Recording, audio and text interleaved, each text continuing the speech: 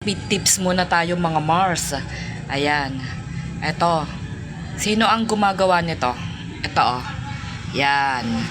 Ito yung mga sobrang notebook na na noong last school year. Ayan yung sobra. Ngayon, ang gagawin natin, ang ginawa ko, ang ginawa ko, pinagkukuha ko yung mga sulat na pwede pang balikan na pag-aaral. Ito, sa anak ko to eh. Yan. Pwede pa niyang balikan yan. Pinagsama-sama ko sa isang ganyan. Yan. Tapos, inano ko yung tinahi ko. Para pagka meron siyang babalikan sa pag-aaral niya, ay yan. Titingnan niya lang dito. Sunod-sunod dyan. Math, Pilipino, Science. Pinagsama-sama ko na dyan. Tapos, yung sobra na mga papel na hindi nasulatan ay nilikom ko. Ayan. Tapos, inanyan ko. Ito. O, ayan o, ang daming sobra o. Sayang yan. Tapos, meron akong panali at saka karayom. Ito yun. Ang ginawa ko, tinahi ko para magamit uli. Tipid tayo. Kasi ngayon ay crisis, kailangan natin mag-isip ng paraan. Ito ay sayang. Kailangan ay wag tayong tapon ng tapon yan. Yan yung mga sobra sa notebook niya. Makakagawa ako ito nakagawa na ako, natahi ko na. Yan, natahi ko na yan. Tapos, ito na ang pangalawa kong tinatahi. Yan na ang pangalawa kong tinatahi. Tapos, ito na. Tatahiin ko pa to. Bali, nakagawa ako ng 5. 5 siya.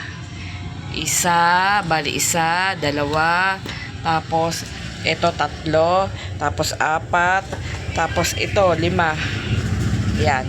Bali 5, nakuha ko. Magkano isa niyan? Sabihin na natin 30 pesos isa. O, di sayang din ang 150. Magagamit yan, dagdag yan. Ayan, ang tipid tips ko sa inyo. Yan, sa may mga anak niyan, mga junakis, yung mga notebook na pinaglumaan last school year, ay ipunin nyo. Ito, mga notebook, pagsama-samahin, yung mga walang sulat, at i-recycle. Gamitin ulit, lagyan ng cover, tapos lagyan ng plastic cover para matibay, tahiin. Yan. Ayan ang ginagawa ko ngayon. Ayan ang ginagawa ko ngayon.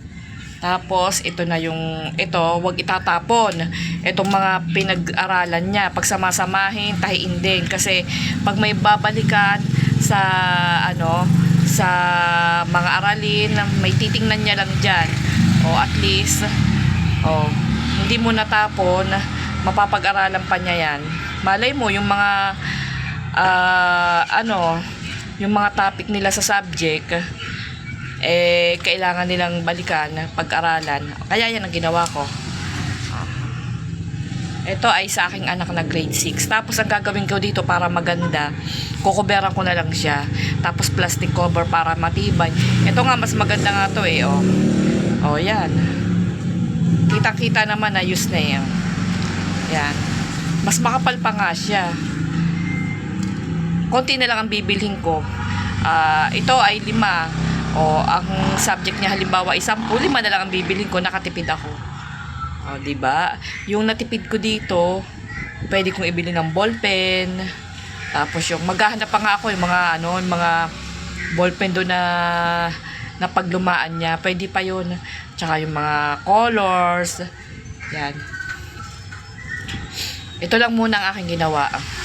Tapos ang ginawa ko din pala doon sa uniform niya, since na grade 6 na siya, i-adjust ko na lang yung bewang para magkasya sa kanya. Hindi na ako bibili ng bago. Siguro sa first year high school na lang niya. Yan. Yan ang tipid tips. Para tayo ay hindi bili ng bili.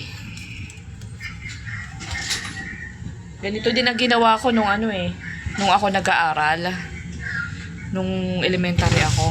Ako nga lang ang gumagawa nun eh. Kasi mahirap lang ang buhay namin.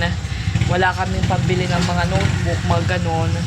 Kaya ang ginagawa ko, nire-recycle ko next year, ganun.